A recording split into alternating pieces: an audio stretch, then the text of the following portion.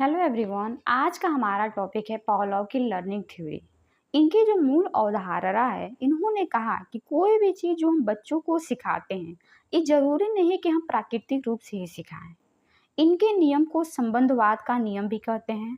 इसका कारण यह है क्योंकि इन्होंने कहा कि स्टिमुलस और रिस्पॉन्स का मजबूत रिश्ता होता है। क्योंकि इन्होंने कहा कि स्टिमुलस और रिस्पॉन्स, उद्दीपक और प्रतिक्रिया का मजबूत रिश्ता होता है। इनका जो प्रयोग है वो जानवर की लार ग्रंथि पर है, वो किस तरह से प्रतिक्रिया करते हैं। अब हम यहाँ पे सबसे पहले एग्जाम्स के पॉइंट से पावलोव के बारे में कुछ इंपॉर्टेंट चीज़ों के बारे में बात करते हैं, जिसमें हम सबसे पहले बात करते हैं कि इनका पूरा नाम क्या था। तो इनका पूरा नाम था इवान पेट्रोविच पावलोव, और इनका जो जन्म था वो कब हुआ था? 1849 में हुआ था। और इनका जो जन्म स्थान है वो है रियाजान के रूस में। इनका जो जन्म स्थान है वो है रियाजान के रूस में। और ये भी क्वेश्चन एग्जाम्स में बहुत बार पूछा हुआ है कि इनको नोबेल पुरस्कार कब मिला था। तो इनको नोबेल पुरस्कार 1904 में मिला था। और क्यों मिला था? तो लार ग्रंथि पे इन्होंने प्रयोग किया, जिसकी वजह से इनको नोबेल पुरस्कार मिला था। इनकी जो मृत्यु है और इनका जो प्रयोग है वो शरीर क्रिया विज्ञान पे हुआ। इनका जो प्रयोग है वह शरीर क्रिया विज्ञान पर है। और ये क्वेश्चन बहुत बार एग्जाम्स में पूछा हुआ है कि कौन सी जानवर पे इनका प्रयोग था। तो इनका जो प्रयोग था वो कुत्ते पे था। वो क्या था? कुत्ता पर था। और इनकी जो मूल अवधारणा थी प्रयोग की, वह यह थी कि अप्राकृतिक वस्तुओं से भी सीखना क्या है? मुमकिन है। अप्राकृतिक वस्तुओं से भी चीज़ों को सीखना मुमकिन है। अब हम यहाँ पे बात करते हैं कि इनका जो लर्निंग थ्योरी है, इनको अन्य नामों से भी जाना जाता है कि इनकी जो लर्निंग थ्योरी है उसको कौन कौन से और नामों से भी जाना जाता है। तो जिसमें हमारा सबसे पहला है क्लासिकल कंडीशनिंग, आर्टिफिशियल कंडीशनिंग जिसको कहते हैं, जिसको हम शास्त्रीय अनुबंध का सिद्धांत कहते हैं। जो है हमारा क्लासिकल कंडीशनिंग, शास्त्रीय अनुबंध का सिद्धांत। और दूसरा है हमारा कृत्रिम अनुबंध का सिद्धांत, आर्टिफिशियल कंडीशनिंग। आर्टिफिशियल कंडीशनिंग, इसका मतलब है कि वास्तविक रूप से हम बच्चों को नहीं सिखा रहे हैं, प्राकृतिक रूप से भी हम बच्चों को नहीं सिखा रहे हैं। कैसे सिखा रहे हैं? कल्पना करके चीज़ों को हम बच्चों को क्या कर रहे हैं? सिखा रहे हैं। वो हमारा आर्टिफिशियल कंडीशनिंग कहलाता है।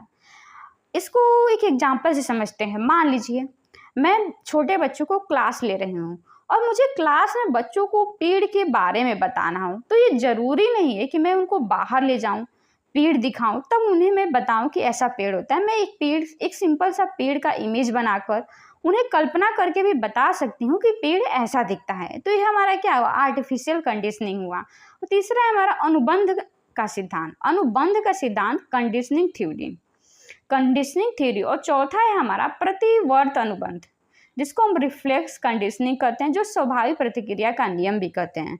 यहाँ पे कुत्ते की लार ग्रंथि के ऊपर प्रयोग किया गया था प्रतिवर्त अनुबंध। और पांचवा है हमारा स्टिमुलस और रिस्पॉन्स, SR। पांचवा हमारे स्टिमुलस और रिस्पॉन्स, उद्दीपक और प्रतिक्रिया, प्रतिक्रिया के बारे में। मान लीजिए जो जानवर है वो खाना खाना क्या करता है? देखता है। तो खाना क्या हुआ? इसका स्टिमुलस यानी कि उद्दीपक हुआ। और जो उसको खाना देखकर लार बनता है वो क्या हुआ? हमारा रिस्पॉन्स यानी कि प्रतिक्रिया हुआ। तो यहाँ पे हम पावलोव की जो लर्निंग थ्योरी, तो यहाँ पे जो पावलोव की थ्योरी है उसको हम अन्य सारे नामों से भी जानते हैं, जिसमें हमारा पहला क्लासिकल कंडीशनिंग, दूसरा हमारा कृत्रिम अनुबंध का सिद्धांत, तीसरा अनुबंधन का सिद्धांत, और चौथा हमारा प्रतिवर्त अनुबंधन का प्रतिवर्त अनुबंध, रिफ्लेक्स कंडीशनिंग, और पांचवा हमारा SR, स्टिमुलस और रिस्पॉन्स। अब हम बात करते हैं कि जो पावलोव का प्रयोग है उसके बारे में। उन्होंने कुत्ते के ऊपर जो प्रयोग किया उसके बारे में हम अब बात करते हैं कि उन्होंने कैसे इसका प्रयोग किया। तो यहाँ पे आप इसको बहुत ही अच्छे तरीके से समझने का प्रयास कीजिएगा, क्योंकि बहुत सारे बातें यहीं से जुड़ी हुई हैं और बहुत सारे क्वेश्चन भी यहाँ से बनते हैं। तो इनका जो प्रयोग था, उन्होंने कुत्ते के ऊपर प्रयोग किया था और यहाँ पे उन्होंने कुत्ते को बांध कर रखा था।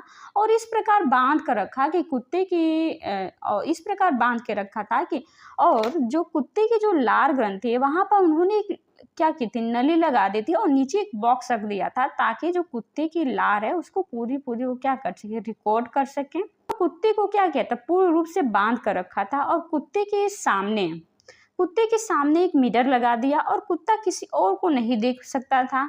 और मिरर के पीछे सीढ़ियाँ थी वहाँ से पावलाव सीढ़ियों से चढ़कर आते थे उसके लिए खाना लेकर और बेल बजाते थे। इन्होंने यहाँ पे कुछ मुख्य टर्म्स दिए, यूसीएस, यूसीआर, सीएस, सीआर। तो ये यहाँ से एग्जाम्स में क्वेश्चन आते ही हैं कि यूसीएस क्या है, यूसीआर क्या है, सीएस क्या है, सीआर क्या है, कि यूसीएस क्या है, यूसीआर क्या है, सीएस क्या है, सीआर क्या है। यहाँ पे एग्जाम्स में ये क्वेश्चन आते ही हैं। तो हम बात करते हैं कि यूसीएस क्या है। ये बहुत इंपॉर्टेंट हो जाता है, यूसीएस, यूसीआर, सीएस, सीआर। तो हम बात करते हैं कि यूसीएस क्या है। यूसीएस यानी कि अनकंडीशनल स्टिमुलस। अनकंडीशनल स्टिमुलस यानी कि प्राकृतिक उद्दीपक। तो यहाँ पे खाना, जो उसके लिए खाना लेकर आते, तो क्या है, खाना क्या है यहाँ, तो खाना यहाँ पे प्राकृतिक उद्दीपक है। और यूसीआर की खाना देखकर लार आना, खाना देख यूसीआर यानी कि अनकंडीशनल रिस्पॉन्स, जो उसने खाना देकर रिस्पॉन्स किया। यूसीआर यानी कि अनकंडीशनल रिस्पॉन्स, खाना देकर लार आना। अब हम यहाँ पे बात करते हैं कि एनएस क्या है। एनएस यानी कि न्यूट्रल स्टिमुलस।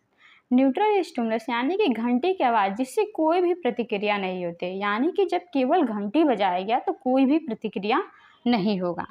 और जब घंटी के साथ खाने को भी जोड़ दिया गया, जब यहाँ पे घंटी के साथ पावलोव ने खाने को भी जोड़ दिया, जब यहाँ पे घंटे के साथ पावलोव ने खाने को भी जोड़ दिया, तब देखा कि प्रतिक्रिया होना शुरू हो गई, यानी कि कुत्ते की प्रतिक्रिया क्या हो गई, शुरू हो गई। कुत्ते को लार निकलना शुरू हो गया। और जब बार बार यही प्रतिक्रिया रिपीट की गई कि घंटी बजाई गई और उसको खाना दिया गया, कि घंटी बजी और पावलोव ने उसको खाना दिया, और जब बार बार यह प्रतिक्रिया रिपीट होने लगी कि घंटी बजाई गई और खाना दिया गया, तो धीरे धीरे उसे पता लग गया कि जब भी घंटी बजेगी तो क्या होगा, खाना मिलेगा। तो धीरे धीरे केवल घंटी को ही, तो क्या करता, केवल घंटी को ही देखता रहता। और जब केवल घंटी बजाया गया तो उसको क्या हुआ, लार निकलना शुरू हो गया। और बाद में देखा गया कि जब केवल घंटी बजाया गया तो कुत्ते को लार निकलना शुरू हो गया। तो उसके दिमाग में एक कंडीशन बन गया। तब देखा गया कि तब उसके दिमाग में एक कंडीशन बन गया कि जब घंटी बजेगी तो खाना मिलेगा। तो तब देखा गया कि खाना नहीं दिया गया, केवल घंटी बजाई गई तो उसे लार निकलना शुरू हो गए।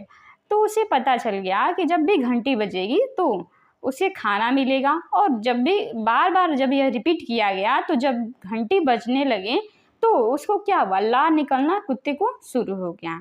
अब हम यहाँ पे बात करते हैं कि सीएस की कंडीशनिंग स्टिमुलस क्या है। घंटी की आवाज़ पर प्रतिक्रिया हो रही है, हमारा क्या है यहाँ घंटी क्या है, घंटी की आवाज़ यानी कि कंडीशनिंग स्टिमुलस, इसका बहुत बड़ा रोल होता है। तो इसकी वजह से कोई प्रतिक्रिया क्या है, होती है, यानी कि किसी भी अप्राकृतिक चीज़ों से भी हम सेम प्रतिक्रिया निकाल सकते। यानी कि जब केवल यहाँ पे बेल बजाया गया तो कोई प्रतिक्रिया नहीं था, वो क्या था, न्यूट्रल था। और जब बेल बजाने के साथ साथ उसे कुत्ते को खाना दिया गया, जब यह बार बार रिपीट किया गया तो ये क्या हुआ, आदत सी बन गई। और बार बार जब इसे रिपीट किया गया तो ये आदत सी बन गई। तो क्या हुआ, यहाँ पे क्या हुआ, तो यहाँ पे कुत्ते की प्रतिक्रिया आने लगी, यानी कि उसे पता चल गया कि जब भी बेल बजेगा तो उसको क्या होगा, खाना मिलेगा। तो केवल बेल की आवाज़ से ही उसके क्या हुआ, तो यहाँ पे केवल बेल की आवाज़ से ही उसके लार स्रावर यानी कि लार ग्रंथि में लार बनना शुरू हो गया। तो ये रहा पावलोव का लर्निंग थ्योरी। और आज का क्लास हम यहीं तक रखते हैं। आने वाले नेक्स्ट क्लास में हम इनके आगे थ्योरी के बारे में बात करेंगे। तो आज का क्लास हम यहीं तक रखते हैं, मिलते हैं नेक्स्ट क्लास में। तब तक के लिए धन्यवाद।